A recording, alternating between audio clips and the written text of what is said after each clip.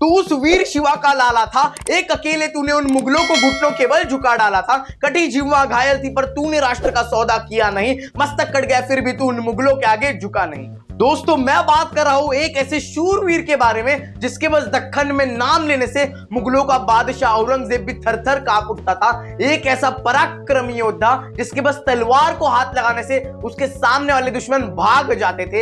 एक ऐसा शूरवीर जिसके मौत भी सामने आ जाने पर उसने अपना धर्मांतर नहीं किया और आज इसलिए सब लोग उसे धर्मवीर के नाम से जानते हैं। दोस्तों मैं बात कर रहा हूं धर्मवीर छत्रपति संभाजी महाराज। तो आइए दोस्तों अभी मैं आपको बताता हूं छत्रपति संभाजी के जीवन से ऐसी 4 अनसुनी अनकही बातें जो अगर आपने भी अपने जीवन में इंप्लीमेंट की तो आप भी अपने जीवन में सफल बन सकते हो, इतिहास रच सकते हो। तो दोस्तों पहली बात जो हमें छत्रपति संभाजी महाराज के जीवन से सीखने मिलती है वो यह है कि साहस, करेज। दोस्तों कहा जाता है जब संभाजी 10 साल के थे तब उनका सामना एक जंगल में एक खूंखार शेर के साथ हुआ।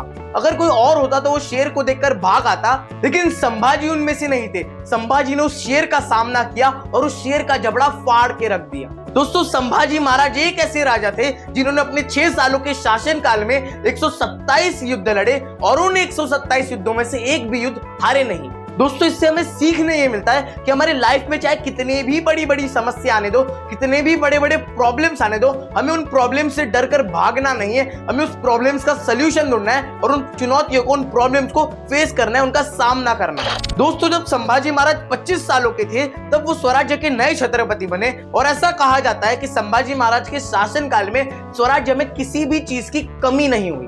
दोस्तों संभाजी महाराज ऐसे पहले राजा थे जिन्होंने स्वराज्य में किसी महिला को मंत्री का पद दिया था, जो उनकी खुद की पत्नी येसुबाई थी। दोस्तों तीसरी सीख जो हमें उनसे सीखने मिलती है वो यह है कि स्ट्रैटेजिक थिंकिंग। दोस्तों कहा जाता है कि संभाजी महाराज की रची हुई स्ट्रैटेजी इतनी पावरफुल थी कि वो असंभव को भी संभव बना सकती थी। दोस्तों एक ऐसा ही उदाहरण है बुरहानपुर का। दोस्तों जब संभाजी महाराज स्वराज्य के नए नए छत्रपति बने तब सारे राजाओं को ऐसा लगने लगा कि मानो मराठाओं के ऊपर मातम छा गया है और अब स्वराज्य आगे नहीं बढ़ पाएगा। और इसी गलतफहमी को दूर करने के लिए संभाजी महाराज ने मुगलों की दूसरी राजधानी बुरहानपुर को चुना और केवल 100 मराठाओं को लेकर उन्होंने बुरहानपुर पर कब्जा किया। और जब ये बात औरंगजेब को पता चली तब औरंगजेब ने कहा कि ये संभा तो उस शिवा से भी ज्यादा खतरनाक निकला। दोस्तों संभाजी महाराज के पास इतनी क्षमता थी कि वो केवल 200 मराठाओं के साथ 2-2 लाख फौजों का भी सामना कर सकते थे। दोस्तों चौथी सीख जो हमें उनसे सीखने मिलती है वो है विजनरी।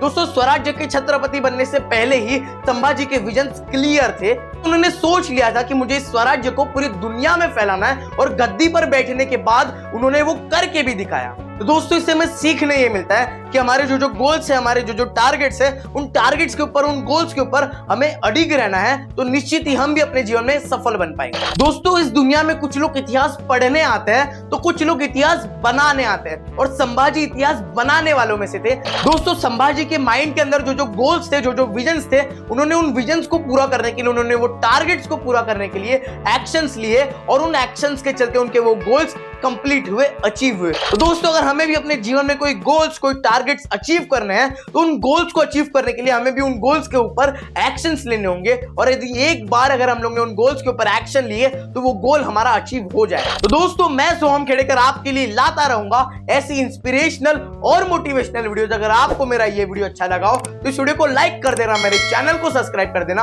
और इस वीडियो को ज्यादा से ज्यादा लोगों तक शेयर कर देना।